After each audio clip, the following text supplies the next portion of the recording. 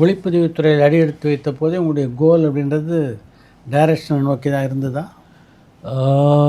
அப்படி கோல்னு இல்லை சார். ஏன்னா பேபி ஸ்டெப்ஸுங்கிறது நான் அடிக்கடி யூஸ் பண்ணுற வார்த்தை. ஸோ குழந்த மாதிரி அப்படியே தவழ்ந்து தவழ்ந்து எங்கே போகிறோமோ அப்படியே போகலாம், அல்லது நதிமேல் இலை போல் அப்படியே நம்ம போவோம் அப்படின்னு சொல்லி தான் வந்தது.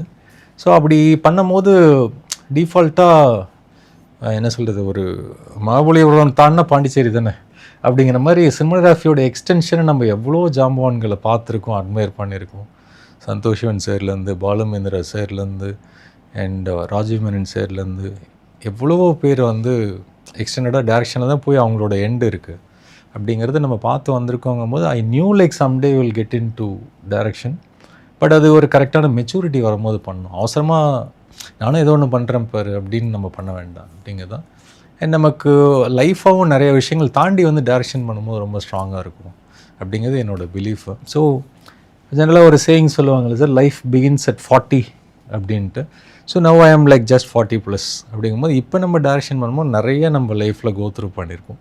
அந்த அனுபவங்கள்லாம் செலுத்தி பண்ணும்போது ஒரு ஆழமான ஒரு கண்டென்ட் நம்ம தர முடியும் அப்படிங்கிறது என்னோட நம்பிக்கை. So I felt this right time to start direction.